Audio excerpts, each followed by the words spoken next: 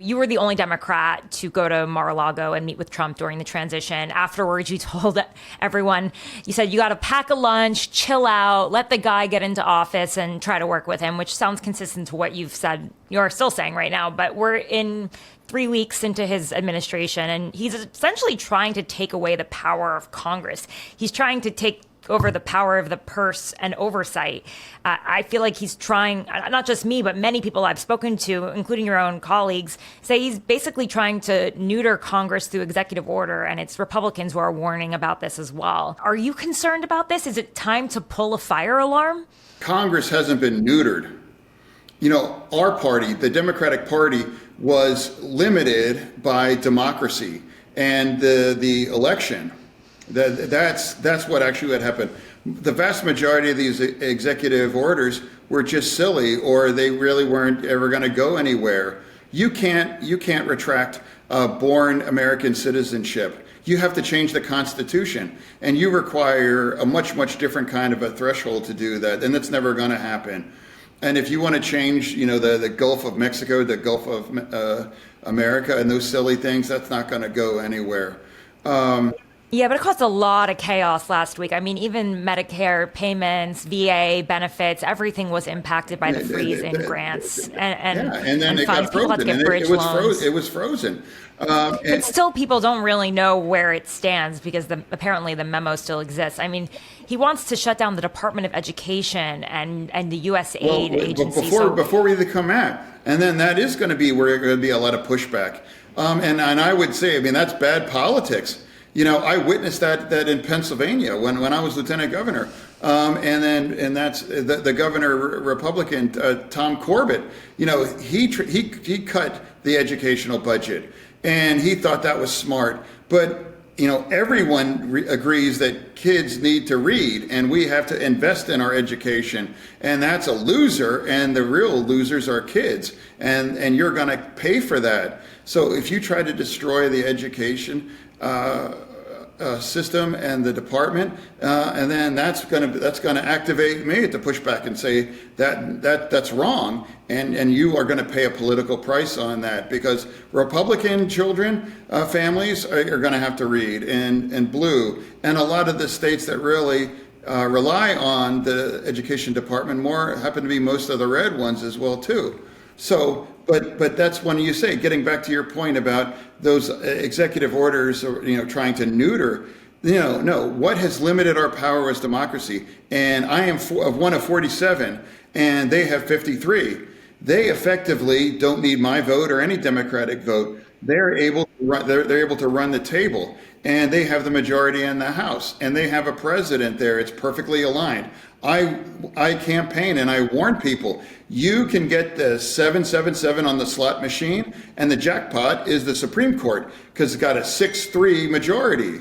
So from my standpoint, that's where it's at. And I am telling right now that we have to recognize, they are limited, other than abusing things like the UC and dragging everything out and taking 30 hours for every vote and those kinds of things. The money that went to the agencies that they tried to freeze, you in Congress, you approved it a year ago. You appropriated that money. You decided that money belonged in the federal departments and agencies to be dispersed. And he tried to stop that from happening. Your goals are oversight and budget. I mean, those are your duties. And he tried to stop that. So how can you work with someone who clearly doesn't want you to have any power? That's my point. And the way that process goes, that a judge orders that's not going to continue, and that process, how it all plays. I think that his goal was to create as much chaos as possible, and he's done that. And to create a lot of distractions and this nonstop kinds of a cycle. And that's what I've warned, that we're 2.5 weeks in. And I'm saying, what is the response? Well, what's the answer? Let's scold more. Let's yell more. Let's jump online.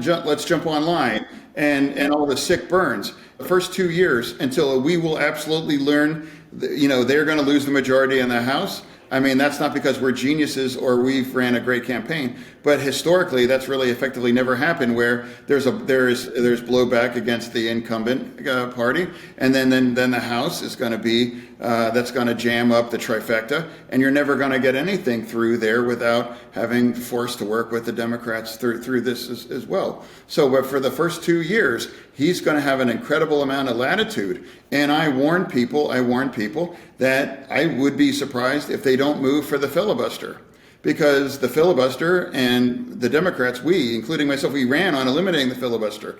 And if you drop the filibuster in the Senate, then you can pass anything because they'll have all the votes that they need to do that. And that's really the last emergency brake to ramrod, the kinds of legislation to remake the society and that. So that would be a surprise for me if they don't quickly realize that executive orders really aren't really effective, and you can't really do too much done with that. So if I'm standing within the middle of the filibuster in my legacy, and I'm done, and they know I have 2 years to do whatever that I want to do, so that really the filibuster, I wouldn't be surprised if they move for the filibuster for that. Okay, so what do you think about Elon Musk's expansive role in government? No one elected him, and yet he seems to have more power than you, a sitting senator. I know the Democrats are suing Doge, but it just feels like that's a little too late. Yeah, well, I mean, I don't think it's clear. I mean, there's an agenda there. I don't really, I don't agree. I think a lot of it's strange. Who knows what's happening right now as well too. But he clearly was empowered by a president that was empowered by Americans, people that say like this: we want things shaked up. We want these kinds of things to break and smash. And for at least half the population, they agree with what's happening in World too. So, we lost, I think, in part because we were perceived as the party of chaos. The second the Republican side become the chaos party, then things will shift, and people can realize that I really ultimately I voted for I voted against kind of chaos. I want more stability, and now the second the Republican Party, a critical mass of people decide that now the Republicans are becoming the party of chaos. Is there anything, though, that if he did it, you would just so fiercely oppose it, you wouldn't be able to kind of just accept, this is just Trump's mandate, this is what the people wanted? Is there anything to you that's truly crossing the line? The election was about warning people that this is going to cross a line. Democracy spoke, and they chose that side. And for whatever you can criticize Trump, you have to be honest, though, to say he ran on that. He ran. You're going to run on all of these things. So that's what America chose. And so, what line? The line was crossed the second he was going to be running, for president for a second term. And America had a conversation with our candidates and theirs, and they decided this is the best defender and protector of my view of American, the way of life. And, here's where we are. And I'd like to remind that roughly half of my colleagues and also people that live in my state agree with a lot of it that's happening right now. And I agree with much of it. I don't disagree with, I disagree with a lot of it. But that doesn't mean I can or able to respond to every last thing.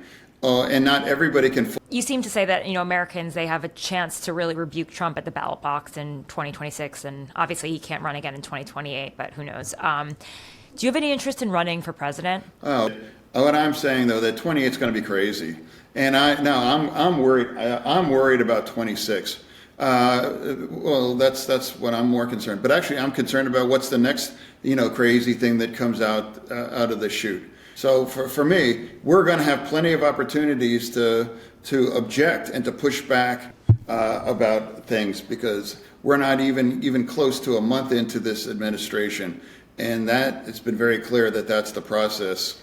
What can someone like you, though, make it through a Democratic primary? I'm not worrying about that. But what I'm saying, though, for anyone that's on the Democratic side that's angry at me for having dinner with Trump or trying to fight for wins, I'd like to remind you, I'm the senior senator in Pennsylvania, and I am the same party as you. I am never checking my party. I haven't changed my values. I've just chosen to have a different approach, and it's a much different dynamic. And I'd like to remind everyone, who's our next president isn't determined by the votes in Oregon or California or in Connecticut or these deep blue states. It actually is determined on states, one of them like mine. And, we're actually top of that list. And everyone has to remember that, when we are able to hold on to these seats and remember how close we almost lost our seats in Michigan and in Wisconsin and Nevada as well, too.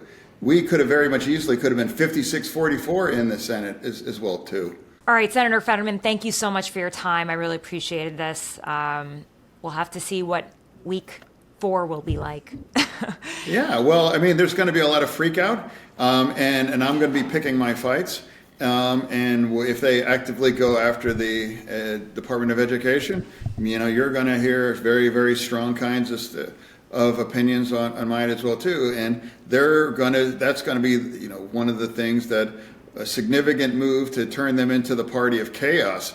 And the majority of Americans are going to vote for the party that's perceived as order and normality, and really for working for more traditional. It worked for Joe Biden in 2020, that's for sure. Well, sure, exactly. That without doubt, and that's what we can't forget. That people are never going to vote for chaos.